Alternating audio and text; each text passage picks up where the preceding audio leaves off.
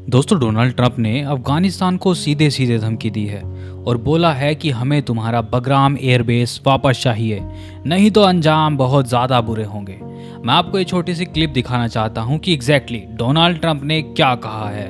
We're talking now to Afghanistan and we want it back and we want it back soon, right away. And if they don't do it, you're going to find out what I'm going to do. We want it right away. देखिए, Trump ने तालिबान को Bagram airbase पर सख्त warning दी है। इस video में हम सब कुछ जानेंगे कि बगराम एयरबेस के क्या मायने हैं और तालिबान गवर्नमेंट का इस पर क्या रिएक्शन आया है। साथ साथ हम जानेंगे कि यूएसए को अगर ये एयरबेस मिल जाता है तो ये रीजनल पावर डायनेमिक्स को कैसे इम्पैक्ट करेगा। वीडियो को लास्ट तक ज़रूर देखना। मेरा नाम है कुंवर और स्वागत है आपका आपके अपने YouTube channel the bulletin world पर। मैं आपको सीरियसली बताऊं तो सिर्फ ये एक वार्निंग नहीं है, बल्कि एक बड़ी लड़ाई की तरफ इशारा है।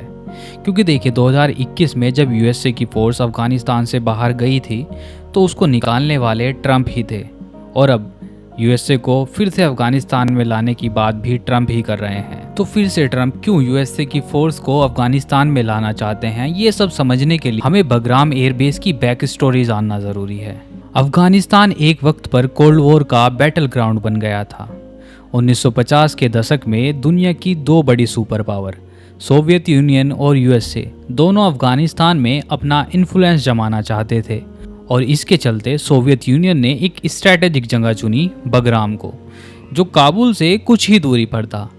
यहाँ पर उन्होंने एक एयरबेस बनाया। एयरबेस बनाने की वजह थी यहाँ की फ्लैट और ओपन वैली, जहाँ से आसपास के पूरे रीजन पर नज़र रखना खासा आसान था।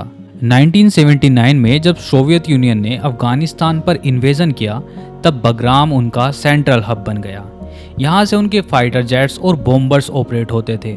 सोवियत आर्मी के लिए ये एक लाइफलाइन था। हर बड़े ऑपरेशन की प्लानिंग और लॉन्चिंग बगराम एयरबेस से ही होती थी। मगर अफगानिस्तान मुजाहिदीन, जो यूएस और पाकिस्तान की सपोर्ट से लड़ रहे थे, उन्होंने बगराम को अपना प्राइम टारगेट बना रखा था। रॉकेट्स और अटैक्स यहाँ लगातार होते रहते थे।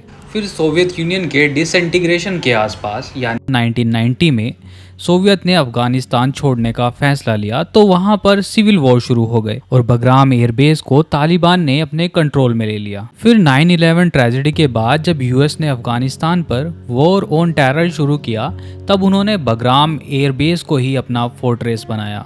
उन्होंने यहाँ बिलियंस डॉलर खर्चा किए, रनवेज बनाए, हैंगर्स बनाए, कंट्रोल टावर्स और सब कुछ बनाया।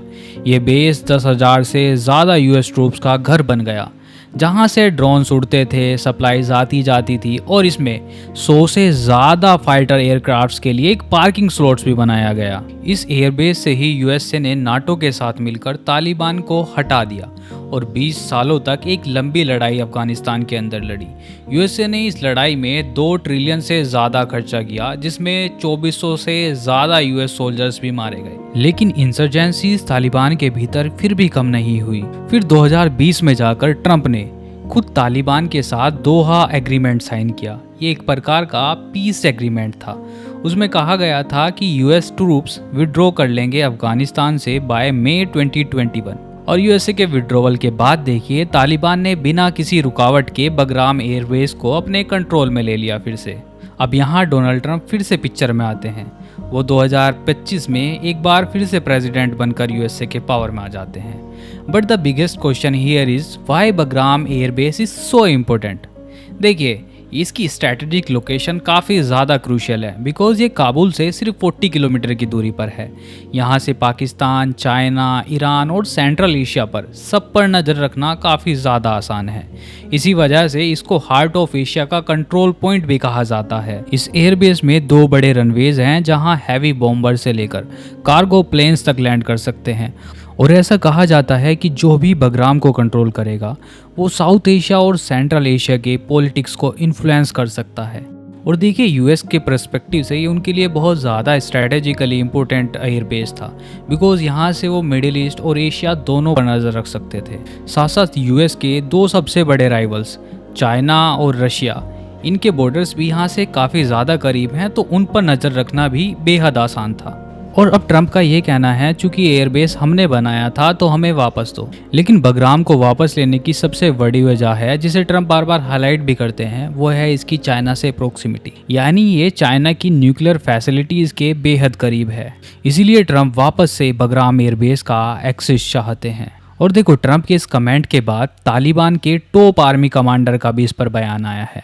उन्होंने कहा है कि अफगानिस्तान फुल्ली इंडिपेंडेंट है, हम किसी की बुली या अग्रेसर से नहीं डरते। मतलब ये कि तालिबान ने यूएसए को आंखें दिखाई हैं और बोला है कि फिर से अगर यूएसए ने इंटरफेयर करने की कोशिश की तो उनको 2021 से भी ज़्यादा बड़ी शर्मिंदगी झेलनी पड़ेगी। दोस्तों, ये टेंशन देखो सिर्फ यूएसए और तालिबान के बीच नहीं है, इसमें यूएस की डोमेस्टिक पॉलिटिक्स भी इन्वॉल्व है, क्योंकि ट्रंप जब से पावर में आए हैं तब से वो बगराम के लॉस को लेकर कई बार इस बात को बोल चुके हैं। और अब वो बगराम एयरबेस को वापस लेकर एक स्ट्रेटेजिक विक्ट्री चाहते हैं, खासकर चाइना के सामने। और वो इस मुद्दे का यूज करके जो अपने पॉलिटिकल राइवल हैं उनके जो बाइडन, उन पर भी अटैक करते हैं, बिकॉज उनके टाइम पर ही यूएसए की आर्मी अफगानिस्तान से बाहर आई थी। अब देखना दिलचस्प होगा कि ट्रंप की bad things were going to happen की धमकी क्या रूप लेती है। तो दोस्तों, ये था बगराम एयरबेस पर लेटेस्ट अपडेट और इसका जियोपॉलिटिकल एनालिसिस। आपका क्या ख्याल है, क्या अमेरिका को बगराम एयरबेस वापस मिलना चाहिए? कमेंट करके ज़रूर बताइए। बट जाने से पहले आपके लिए एक MCQ है, इसको अटेंड कीजिए और सही उत्तर कमेंट करके बताइए। हाल ही में यूएसए ने H1B वीज़ा को लेकर कुछ नियमों में चेंजेस किए हैं, जिसमें एप्लीकेशन फीस बढ़ाकर कितनी कर दी गई है। आपके ऑप्शंस हैं $10,000 $, $20,000 $, $50,000 या फिर $1,00,000। सही उत्तर कमेंट करके बताइए। Thank you for watching this video, but if you haven't subscribed this little YouTube channel The Bulletin World, please subscribe कर लो यार, ताकि आपका छोटा सा YouTube चैनल थोड़ा सा बड़ा हो सके। Thanks again. Stay curious and stay safe. जय हिंद।